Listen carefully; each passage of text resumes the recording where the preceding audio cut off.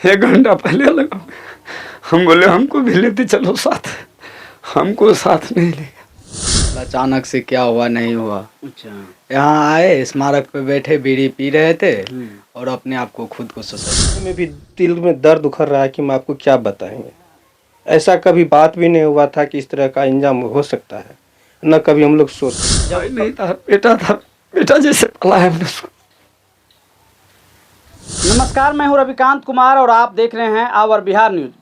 इस वक्त हम मधेपुरा के शंकरपुर थाना क्षेत्र के रायभीर में हैं और यहां पर एक खबर कल हमने आपको ब्रेक किया था कि पिता के स्मारक पर एक पुत्र ने खुद को गोली मार ली और अपनी जो दैहिक लीला है उसे समाप्त कर लिया है। इस वक्त हम यहीं पर आए हैं। हम चाहेंगे कैमरा पर्सन से कहेंगे कि आप इस स्मारक को दिखाइए।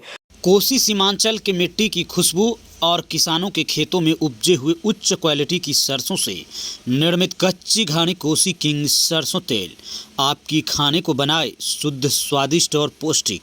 इसलिए आज ही अपने घर ले आए कच्ची घानी शुद्ध सरसों तेल, जो आपके स्वाद और स्वास्थ्य का रखेगा भरपूर ख्याल। जिन्होंने खुद को गोली मारी थी उनके पिता का ये स्मारक है और पता चला है कि उनके भतीजे का भी स्मारक है। यहाँ 2 व्यक्ति की स्मारक है और इसी स्मारक के पास आकर के उन्होंने खुद को गोली मार ली है। बड़ा वजह हो सकता है, क्या वजह है क्या वजह नहीं है, यह एक राज बनकर रह गया है। यहाँ पर उनकी चिता जलाई गई है। जितने भी सवालात हैं कि आखिर इस तरह का कदम उन्होंने क्यों उठाया है, सारे सवालात उनका वो दफन हो गया है। उनके पुत्र हैं, पिता को मुखाग्नि दी है। सबसे पहले ये बताइए आपके पिताजी का क्या नाम हुआ? देवेंद्र राय। आपका क्या नाम हुआ? मनखुश कुमार। तो आपके पिताजी कैसे स्वभाव के थे और क्या लग रहा था कि कभी इस तरह की घटना को अंजाम देंगे? कोई घटना का अंजाम नहीं था, कोई पता ही नहीं था। अच्छा। सही से रहते थे, पता नहीं कल अचानक से क्या हुआ नहीं हुआ। अच्छा। यहाँ आए, स्मारक पे बैठे, बीड़ी पी रहे थे और अपने आप को खुद को सुसाइड कर लिया। तो गोली मार लिए खुद हाँ। से। तो ये बताइए कि अभी पता चला कि आपके माँ का भी निधन हुआ, तो आपकी माँ का कब निधन हुआ? 2020 में। 2020 में निधन हो गया, यानी कि तीन साल हो गया आपकी माँ का। आपके घर में और कौन कौन है? बस 2 बहन है और कोई नहीं है। 2 बहन और आप एक भाई है। हाँ। देखिए कि बड़ा दुख का ये है, इन पर दुखों का पहाड़ टूटा है। इनका दुख कोई नहीं बांट सकता है, हम और आप संतावना इन्हें दे सकते हैं। सोचिए कि इनकी माँ 3 साल पहले गुजर गई और पिता ने अपने पिता के स्मारक पर आकर के खुद को गोली मार ली है। अब जो जवाबदेही और जिम्मेवारी है वो इनके कंधे पर है। ये भी सवाल ढूंढ रहे होंगे कि आखिर इनके पिता ने क्यों इस तरह की घटना को अंजाम दिया है। क्या नाम हुआ सर? अशोक कुमार। घटना काफ़ी चिंताजनक है जी। कैसे आप लोगों को जानकारी मिली? कैसे हम लोग का जान पहचान बहुत पहले से बना हुआ है, आते जाते हैं, बराबर भेंट मुलाकात करते हैं। इस तरह का कभी न बात हुआ था, न कोई तरह का बिहेव हुआ था।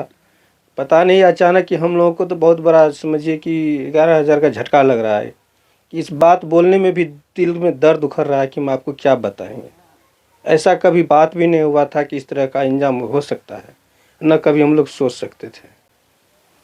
मतलब सबों से एकदम बातचीत करके एकदम घुला मिला हुआ है। ऐसे परसों भी गया, बात उत करके, भेंट मुलाकात करके सब कोई आए गए, कोई दिक्कत नहीं, कहीं कुछ नहीं है।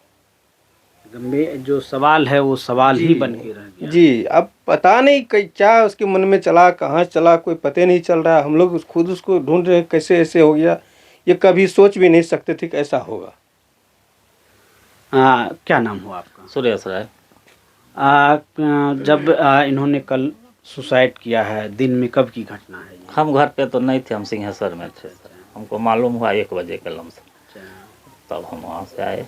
अच्छा, तो उससे पहले कभी मिले थे आप? हाँ, भाई है, चचेरा भाई है। अच्छा, चचेरा। हाँ, सवेर में भी बात हुआ है हमको। अच्छा। हाँ। जिस दिन घटना हुई है कल सवेर में हम जा रहे थे तो वहाँ दुकान पे थे, तेल ले रहे थे, पेट्रोल। अच्छा। हाँ। तो देखिए कि सवेरे में पेट्रोल लेते हैं गाड़ी में और उसके बाद क्या ऐसा मन में चलता है, किसी को कुछ पता नहीं, ऐसा नहीं लग रहा था कि वो परेशान है? नहीं, कोई ऐसा बात नहीं था। कोई हैरानी, कोई परेशानी की कोई बात है ही नहीं।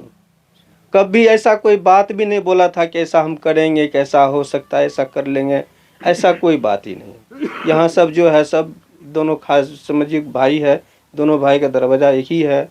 कहाँ जाते थे? साथ जाते थे। हाँ। सिंहेश्वर वगैरह जाना था तो चलो पैर टूटा हुआ था। कभी गुस्सा देखते थे न कभी कुछ, जब बात करते थे हंसते मुस्कुराते खिलखिलाते देखते थे। आज से 2 महीना पहले पैर टूट गया, लेके वहाँ मेडिकल कॉलेज भी गए, वहाँ से फिर पचीरा ले गए। अच्छा, पैर भी उनका टूटा? हाँ, पैर 2 महीना अब पहले। चल फिर रहा था, अब चल फिर रहा था, ऐसा नहीं कि बैठे हुए थे सो बात नहीं, चल फिर रहा था, घूम घाम कर रहा था, गाड़ी पर चढ़ता था, बाजार उजार कर लेता था, फिर आके घर में बैठता। बाइक और भी चला? जी बैक चलाते थे। देखिए कि ये चचेरे भाई हैं, इन पर भी दुखों का पहाड़ टूटा है। ये बड़े भाई हैं। आपका क्या नाम पड़ेगा? श्रीकांत सर, आपके जो छोटे भाई थे, उन्होंने ऐसा कदम उठाया है जो सवाल का जवाब अब शायद नहीं मिलेगा, तो आप लोगों को कोई अंदेशा नहीं था? कोई अंदेशा नहीं, पहले से भी इस कोई तरह का अंदेशा कोई नहीं था? कल भी साथ में रहे, कल भी साथ में थे? गोली मारने से 1 घंटा पहले लगा, हम बोले हमको भी लेते चलो साथ, हमको साथ नहीं ले। मतलब एक घटना से 1 घंटा आप रोइए नहीं, हम समझ सकते हैं, क्योंकि दुखों का पहाड़ जब एक परिवार पर पड़ता है, गोली भाई जब नहीं था, बेटा था, बेटा जैसे पाला है हमने उसको।